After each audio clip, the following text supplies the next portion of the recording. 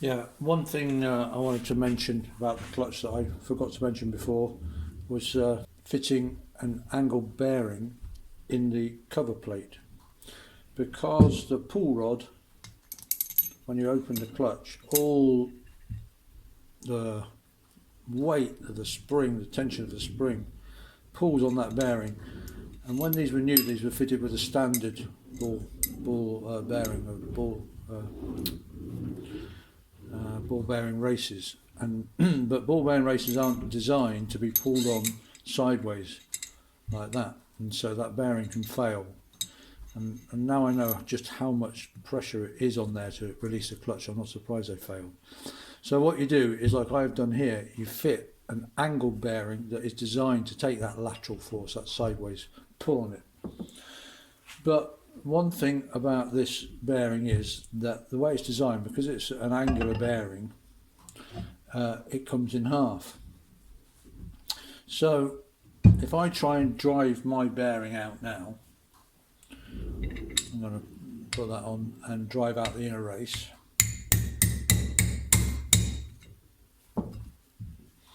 Then this is what happens, just the inner race comes out and the outer race still sits in there because of the way it's designed. It's a separate bearing. Now if I wanted to replace this bearing, how am I going to drive it out? It's very difficult, and that's why it's generally recommended, and put that in right, there we go, that before you fit this bearing you drill 2 holes, doesn't really matter where, opposite each other, in line with the outer race, so that if you ever did need to replace this bearing, you can put a punch through and knock the bearing out.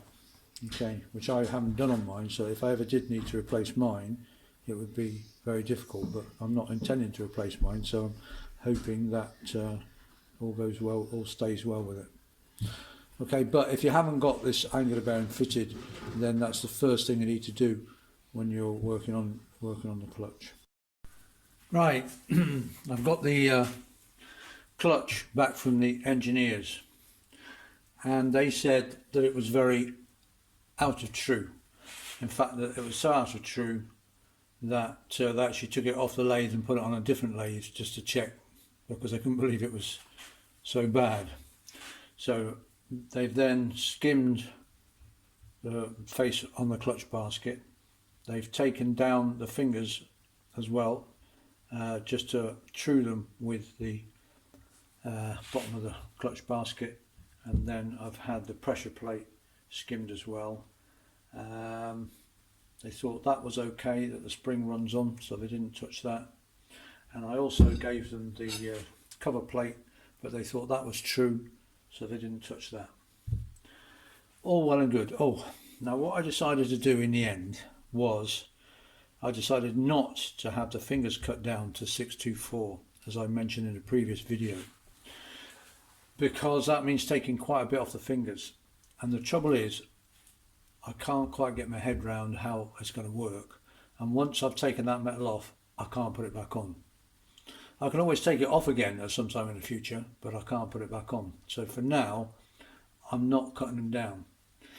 What I've done is I put the pressure plate on and I've tightened it all up on the bench using, lock nuts, and the pressure just increased. Now, if the theory about the spring losing tension as it flattened was going to work, I would have expected the tension, how hard it was to open the clutch to lessen as it opened and the spring became flatter.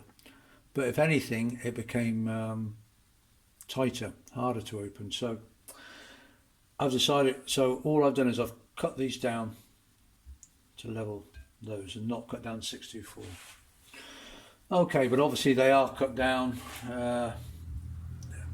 and everything seems level. So then, that's all well and good. So then I've assembled the clutch and found that it's still got a high spot. By putting it together, opening it and using my feeler gauges between the friction plate and the pressure plate, there's still a high spot. So I've taken this out. I've literally taken the clutch apart about 20 times. I've kept turning the pressure plate round, then I've turned the cover plate round, and it doesn't make any difference. Eventually I started to turn the spring round, and yes, that's the problem. Just there is roughly where the high spot is. Doesn't matter where you put the spring, the high spot follows with the spring.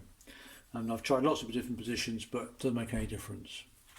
Way forward. So I know that Triumph enthusiasts, what they've done is they've drilled and put little Allen screws in through the clutch, the top plate, and so they can adjust them in and out.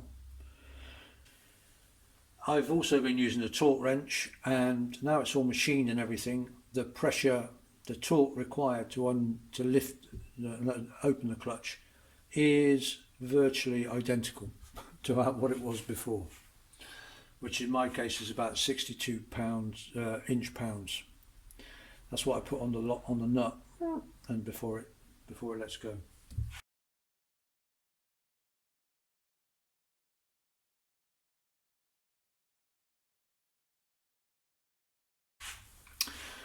But I'm thinking that I think the problem is that I probably had the clutch up really tight because it wasn't releasing. And so it was already tight before I was releasing it. So I think with everything smoothed out and instant release, then that should make the clutch lighter. Do it. I've also bought a self-centering pull rod. That's the original. It sits inside the bearing, and this is self-centering in that, you know, it naturally finds the center. I've also got this rather marvellous thing. And I say this is marvellous because this is my first ever piece of 3D printing equipment. And this is a clutch centering tool. So that when I want to center the clutch, that goes underneath and that sits in the clutch housing, and then that spigot goes up into the bearing, and it makes sure it's absolutely dead center. Having said that, on mine, for some reason, it's a little bit of a tight fit. But it's close enough for jazz. I can put that in and I can just check the spigot. I can check the spigot looking down and get it close enough. But hey, welcome to the 21st century. Many thanks to Richard Davies, who I think his son or whatever, they've copied a genuine centering tool, which obviously is pretty expensive. As I said, it's just a little bit tight, but first bit of 3D printing.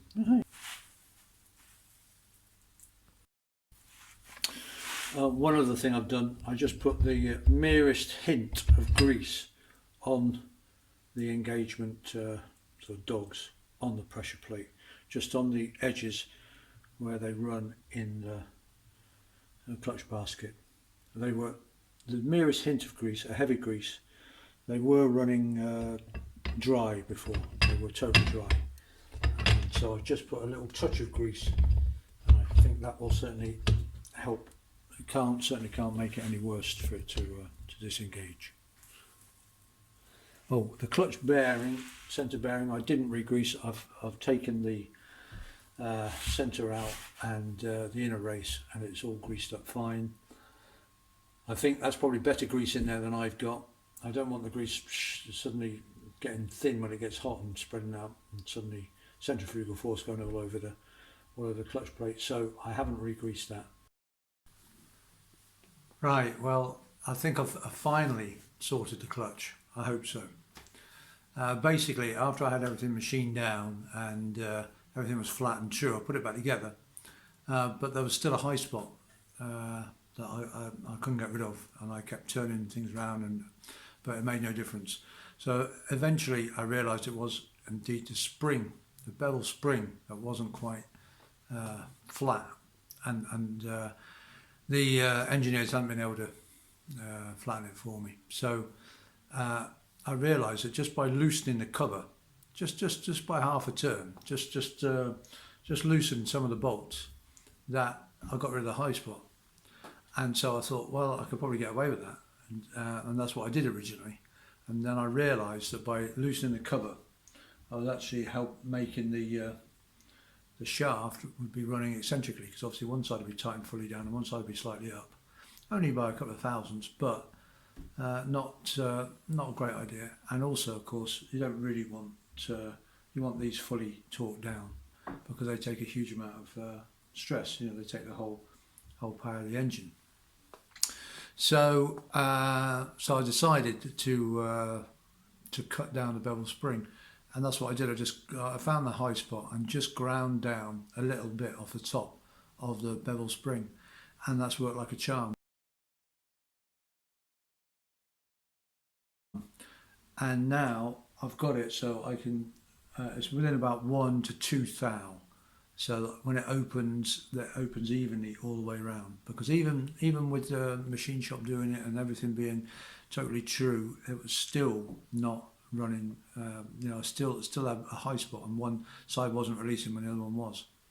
Whereas now it's done. And the amazing thing was that just how little I had to take off the spring. Just grind a little bit off made all the difference.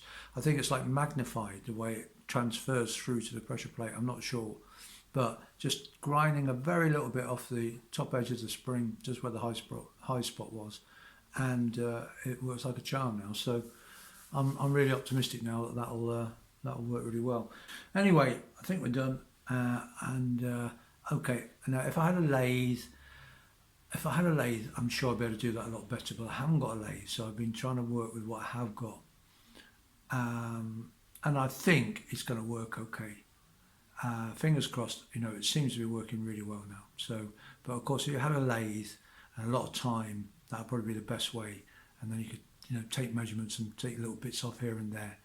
But just grinding down, I just use a Dremel and just ground down a couple of there, yeah.